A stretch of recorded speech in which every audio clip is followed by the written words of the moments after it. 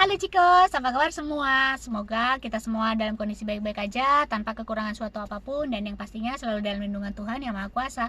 Ketemu lagi di channel aku, channel Safitri KWS, Wong Deso Sobo Spanyol.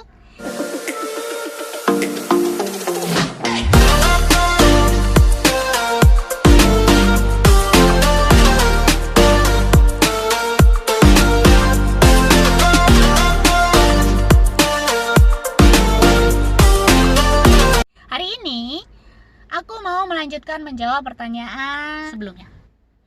Jadi ini masih ada beberapa pertanyaan dan aku akan jawab, oke? Dan mungkin untuk sementara ini adalah part terakhir di video Q&A aku yang periode ini. Nanti kalau misalnya ada pertanyaan-pertanyaan yang lain lagi, aku akan menjawab di video yang nggak tahu kapan lagi, oke? Jadi aku akan menjawab pertanyaan, apakah akan selamanya tinggal di Spanyol? Ini juga pertanyaan menarik sih sebetulnya buat aku. Sebetulnya kalau manusia boleh berencana kan, kembali lagi ya, tapi Tuhan yang menentukan. Kalau menurut rencana, itu kemungkinan aku akan tinggal di Spanyol, kami akan tinggal di Spanyol sekitar 10 tahun, kurang lebih 10 tahun dari sekarang. Itu baru rencana ya, kembali lagi kita nggak pernah tahu nanti di 10 tahun mendatang itu ada apa, kita nggak pernah tahu. Atau sebelum 10 tahun mungkin kami akan balik ke Indonesia, nggak akan tahu. Tapi yang jelas sampai saat ini sih planningnya tidak untuk selamanya tinggal di Spanyol, begitu. Jadi suatu ketika kami akan kembali ke Indonesia untuk tinggal dan menetap di Indonesia, karena aku adalah merah putih. Jadi aku tetap akan kembali ke Indonesia. Jadi kami akan tetap pulang ke Indonesia. Jadi tungguin aja. Terus berapa lama perjalanan dari Jakarta ke Santander?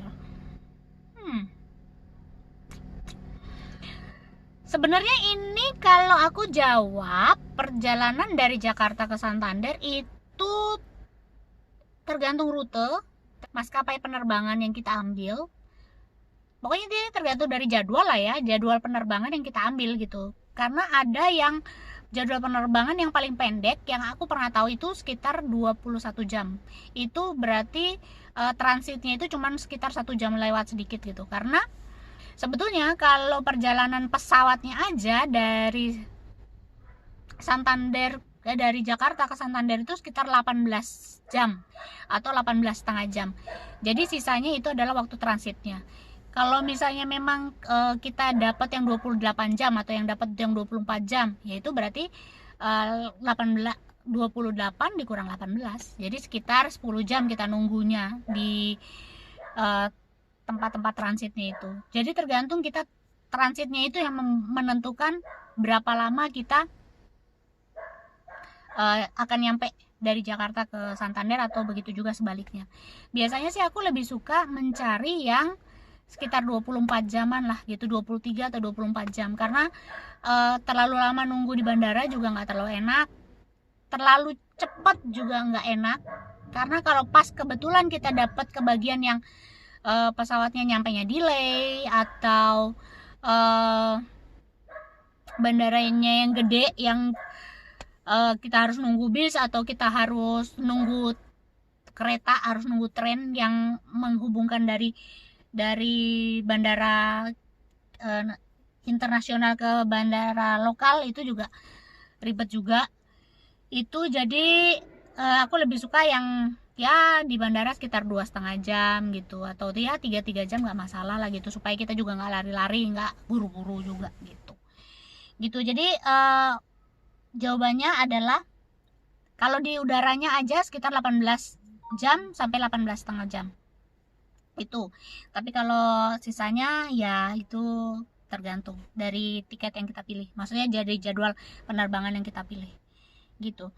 Terus sebetulnya ini pertanyaannya udah aku jawab ya di atas, mengenai apakah sudah beradaptasi dengan cuaca, makanan, dan gimana caranya.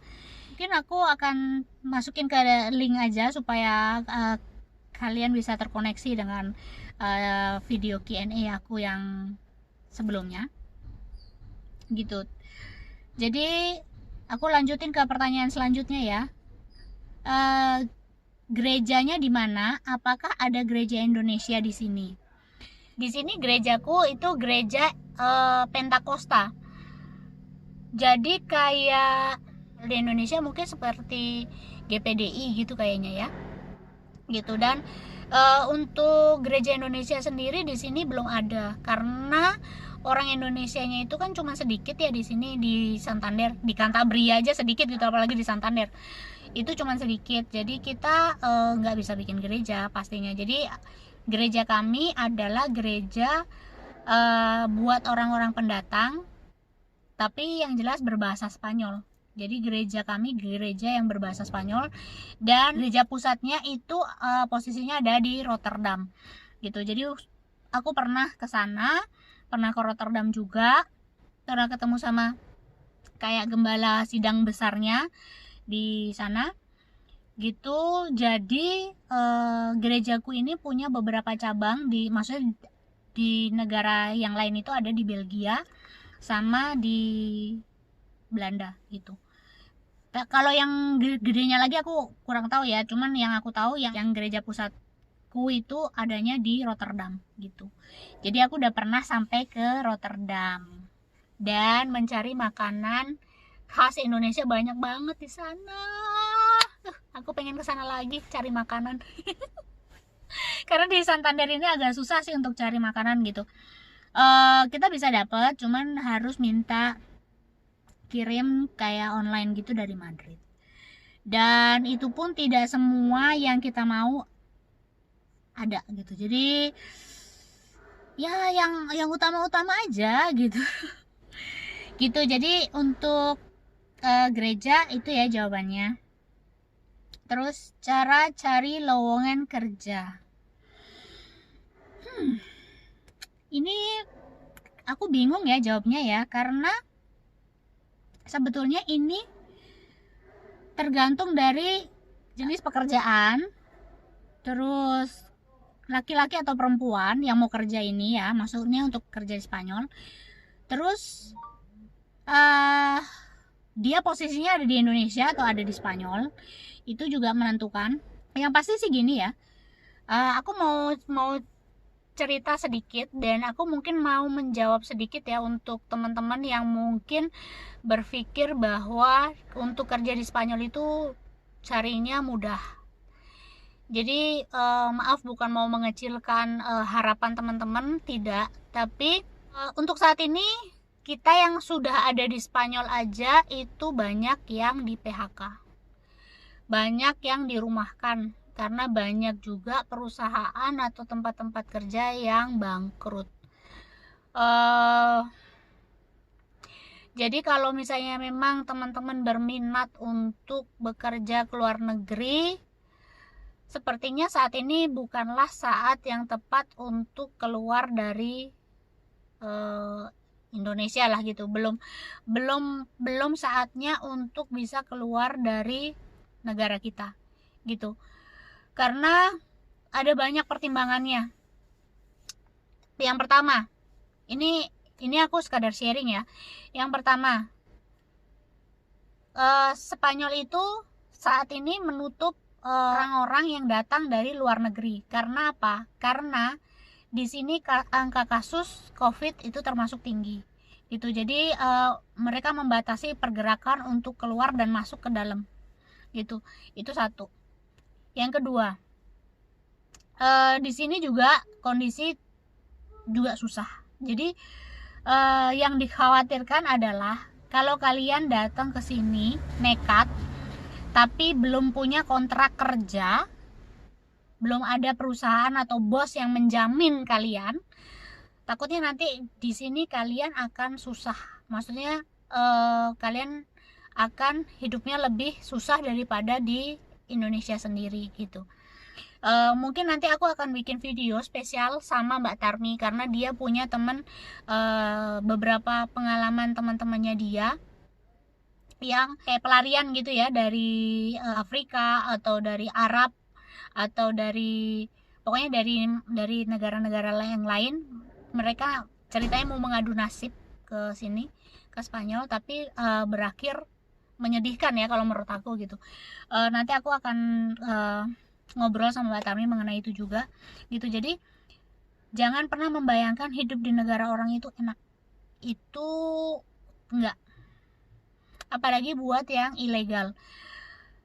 Kalau ilegal itu lebih berat. Karena apa? Karena ancamannya bisa deportasi, bisa juga ya jadi kayak gelandangan juga, sama aja kayak di Indonesia. Kalau kita nggak punya kerjaan, kita nggak punya surat, kita bisa jadi gelandangan gitu. Jadi kalau kita jadi gelandangan di negara sendiri, paling tidak kita ya masih bisa apa ya, budaya, bahasa segala macam kan masih sama ya. Tapi kalau di sini juga ada musim dingin loh. Bayangkan kalau gelandangan di musim dingin seperti apa gitu. Jadi bukannya mau mengecilkan, tapi untuk saat ini sih menurut aku kalau tidak ada bosnya yang menjamin dari Indonesia, mendingan jangan deh, karena itu nanti akan menyusahkan buat teman-teman sendiri gitu. Kalau misalnya mengenai perusahaan yang bisa membawa kalian untuk kesini, mungkin kalau yang perempuan itu yang paling banyak dicari adalah spa terapis. Jadi kalau misalnya buat orang-orang, buat cewek-cewek yang memang mungkin berminat untuk kerja di Spanyol, spa terapis adalah salah satu yang menjanjikan dan termasuk banyak kebutuhannya lah. Maksudnya yang dibutuhkan tuh lumayan banyak gitu untuk spa terapis. Terus kalau untuk laki-laki sampai saat ini sih yang paling banyak lowongannya adalah orang-orang yang kerja di laut, yang kayak kerja di kapal-kapal gitu, itu masih banyak lowongannya gitu. Cuman untuk saat ini untuk visa tinggal pun katanya informasi dari suami itu udah lumayan susah juga gitu untuk bisa dapetin visa tinggal buat orang-orang yang kerja di laut, itu termasuk susah, termasuk apa ya, tidak semudah pada saat dia masuk ke sini di tahun 2008 gitu. Jadi kalau aku boleh saran untuk sementara ini, lebih baik hujan batu di negara sendiri dulu deh gitu, daripada kelihatannya emas padahal sebetulnya nggak emas. Karena kami di sini pun hidupnya juga nggak semudah yang kelihatan di cerita-cerita, karena orang bisa cerita tapi tidak semua orang mau menceritakan yang jeleknya, yang buruknya, yang susahnya, dan kondisi yang buruknya mereka itu belum tentu mereka mau sharing gitu. Jadi kalau aku pribadi ya bersyukurnya ya puji Tuhan sampai saat ini Tuhan masih tetap pelihara kami tidak pernah kekurangan, tapi juga tidak berlebihan gitu. Jadi kalau mungkin dulu ibaratnya kami bisa makan setiap hari di restoran, sekarang kami untuk makan di restoran 1 minggu 1 kali pun itu harus dipertimbangkan apakah iya atau enggak. Itu kalian bisa bayangkan dulu kami pada saat sebelum kejadian COVID ini kami bisa makan di restoran hampir setiap hari tanpa mikir lah bisa dibilang. Tapi sekarang 1 minggu sekalipun itu harus mikir. Jadi kalian bisa bayangkan lah ya, kami tidak kekurangan tapi kami berlebihan pun tidak. Jadi puji Tuhan cukup gitu. Jadi intinya dimanapun kita harus bersyukur, kita harus bisa lebih bijak lagi menyikapi segala kebutuhan kita. Jadi hal-hal yang nggak perlu dibeli ya jangan dibeli. Jadi kayak mengetatkan ikat pinggang, bener-bener ini sedang di masa-masa sulit. Jadi kalau bisa nyimpen aja dulu padi di lumbung kita, sedikit-sedikit, walaupun sedikit nanti juga pasti akan jadi bukit. Paling tidak setelah ini lewat baru kita mungkin bisa lebih los lah gitu.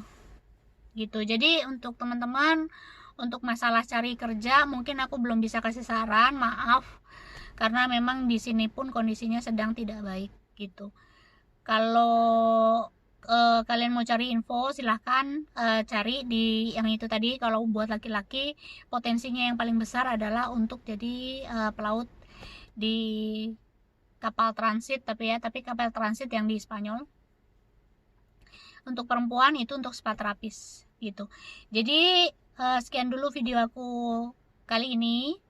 Kalau kalian suka silahkan like. Kalau misalnya ada pertanyaan lain lagi atau kalian ada ide atau saran atau apapun, itu silahkan tinggalkan di kolom komentar. Dan kalau kalian rasa ini perlu buat teman-teman kalian, boleh silahkan share ke teman-teman kalian juga. Dan jangan lupa subscribe. Sampai ketemu di video selanjutnya. Dan jangan lupa kalau misalnya masih ada yang ditanyain lagi, komentar ya yang banyak biar aku bisa jawab lagi di video-video selanjutnya. Dadah.